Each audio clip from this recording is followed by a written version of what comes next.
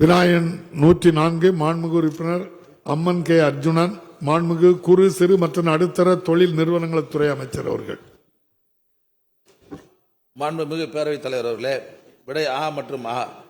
கோயம்புத்தூர் மாவட்டம் கோயம்புத்தூர் வடக்கு தொகுதிக்குட்பட்ட பகுதிகளில் சிட்கோ தொழில்பேட்டை அமைக்கும் செயற்குறிப்பு ஏதும் அரசின் பரிசீலனை இல்லை என்பதை தங்களின் வாயிலாக மாண்புமிகு உறுப்பினருக்கு தெரிவித்துக் கொள்கிறேன்.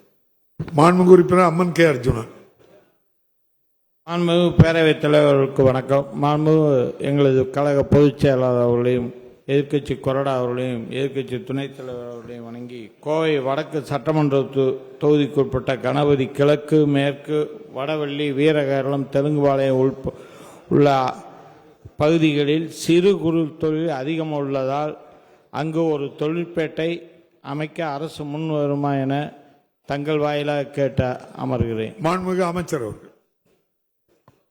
மாண்புமிகு பேரவைத் தலைவர் அவர்களே, கோயம்புத்தூர் வடக்கு தொகுதிக்கு அருகாமையில் அமைந்துள்ள குறிஞ்சி தொழில்பேட்டையில் சுமார் 5000 தொழிலாளருடன் 242 தொழில் மனைகளும், காலப்பட்டி தொழில்பேட்டையில் சுமார் 600 தொழிலாளருடன் 29 தொழிற்சாலைகளும், மலுமிச்சம்பட்டி தொழிற்பேட்டையில் சுமார் 2500 தொழிலாளருடன் 128 தொழிற்சாலைகளும் ஆக மொத்தம் 3 சிட்கோ தொழில்பேட்டைகள் கோயம்புத்தூர் வடக்கு தொகுதியில் அருகிலே ஏற்கனவே இயங்கி வருகிறது.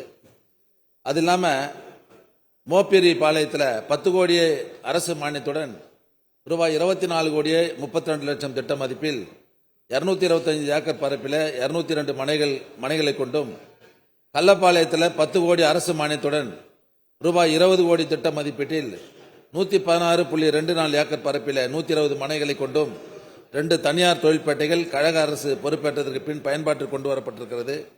மேலும் சவலபாளையத்தில் 9 கோடியே 3 லட்சம் ரூபாய் அரசு மானியத்துடன் 18 கோடியே 6 லட்சம் திட்ட மதிப்பில் 41.42 ஏக்கர் பரப்பில் 78 மனைகள் கொண்ட தனியார் தொழில்பேட்டை அமைக்கும் பணி முடியும் தருவாயில் உள்ளது.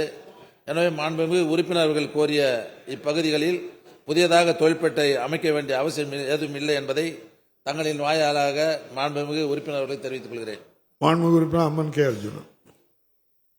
மாண்புமிகு பேரவைத் தலைவர்களே, மாண்பு அமைச்சர்கள் கூறிய இடங்கள் மலுமிச்சம்பட்டி, குறிச்சி, காலப்பட்டி போன்ற இடங்கள் என்னுடைய தொகுதியிலிருந்து 40 கிலோமீட்டர் தூரத்தில் அமைந்துள்ளது. கணபதி, சங்கனூர் போன்ற இடங்களில் சிறு குறு தொழில் அதிகமாக உள்ளது. அது மாநகராட்சி மைய பகுதியில் அமைந்துள்ளதால் இப்பகுதியில் மின்சாரம், போக்குவரத்து போன்ற சிரமங்கள் உள்ளது. ஆகையால் வடவள்ளியில் 2-3 இடங்கள் கோயிலுக்கு சொந்தமான நிலம் உள்ளது. அந்த நிலத்தை இந்து அறநிலையத்துறையிடமிருந்து வகை மாற்றப்பட்டு அங்கு ஒரு தொழிற்பேட்டை அமைத்தால் பல தொழில் முனைவோர்கள் தொழில் துவங்க முன் வருவார்கள். அது மட்டுமல்ல, அவர்கள் அனைவரும் மாநகராட்சி அதிகம் உள்ள இடங்களில் போதுமான இடவசதி இல்லாமல் தொழில் செய்து வருகின்றனர். அரசு தொழிற்பேட்டை அமைத்தால் கண்டிப்பாக அங்கு அதிகப்படியான தொழிலாளர்களுக்கு வேலை வாய்ப்பு கிடைக்கும். அங்கு அதிகமான தொழில் முனைவோர்களும் வருவார்கள். ஏனென்றால் இன்று சென்னைக்கு அடுத்தபடியாக கோவை மாநகரில்தான் அரசுக்கு வருவாய் ஈட்டித் தருகிறது. இன்னும் 10-15 ஆண்டுகளில் கோவை, சென்னை. மாண்புமிகு உறுப்பினர், நீங்க இந்த அரசு நிலையத்திற்கு சொந்தமான இடம் இருக்கு, அதை வாங்கி பண்ணி தருவீங்களான்னு கேட்டிருக்கீங்க. ஒரே வரியில இப்ப முடிச்சிருவேன்.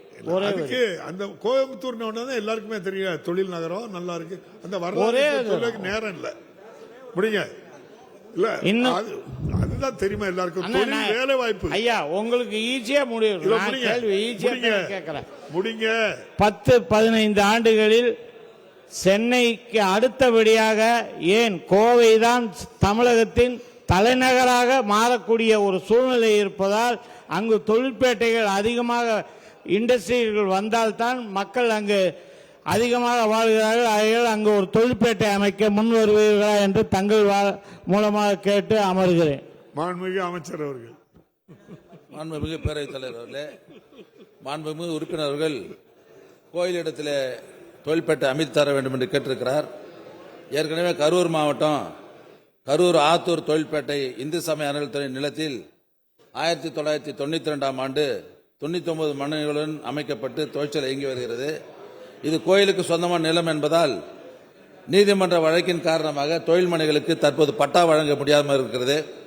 அதனால் சட்டமன்ற உறுப்பினர் கோரிக்கையை இந்து சமய அறநிலையத்துறையிடம் ஆலோசித்து சாத்தியக்கூறுகள் இருக்கும் பட்சத்தில் மாண்புமிகு தமிழ்நாடு முதலமைச்சருடைய கவனத்தில் கொண்டு சென்று பரிசீலனை செய்யப்படும் என்பதை நான் தெரிவித்துக் கொள்கிறேன். மாண்புமிகு உறுப்பினர்களுக்கு நான் சொல்வது என்னவென்றால், தங்கள் தொகுதிக்குட்பட்ட பகுதிகளில் ஆட்சேபனை இல்லாத புறம்போக்கு இடங்கள் ஒரு 10-15 ஏக்கருக்கு மேல் இருந்தால் அந்த இடத்தை குறிப்பிட்டால் துறையின் சார்பில் அதை ஆய்வு செய்து அங்கே தொழில்பேட்டை அமைக்க ஆவணம் செய்யப்படும் என்பதை நான் தெரிவித்துக் கொள்கிறேன். அது இல்லாமல் 20க்கும் மேற்பட்ட தொழில் முனைவர் கூட்டாக சேர்ந்த ஒரு இடத்தை வாங்கி இங்கே தொழில் மனை அமைப்பதற்கு வேண்டிய வசதிகளை செய்து தர வேண்டும் என்று கேட்டுக்கொண்டால் அரசின் சார்பில் 15 கோடி ரூபாய் மானியத்தில் குடிநீர், சாலை, மின்சாரம் போன்ற வசதிகளெல்லாம் செய்து தொழில்பேட்டை அமைத்து தரப்படும் என்பதையும் மாண்புமிகு பேரவைத் தலைவராக உறுப்பினருக்கு தெரிவித்துக் கொள்கிறேன். செய்திகளை உடனுக்குடனும் துல்லியமாகவும் தெரிந்து கொள்ள சப்ஸ்கிரைப் பண்ணுங்க.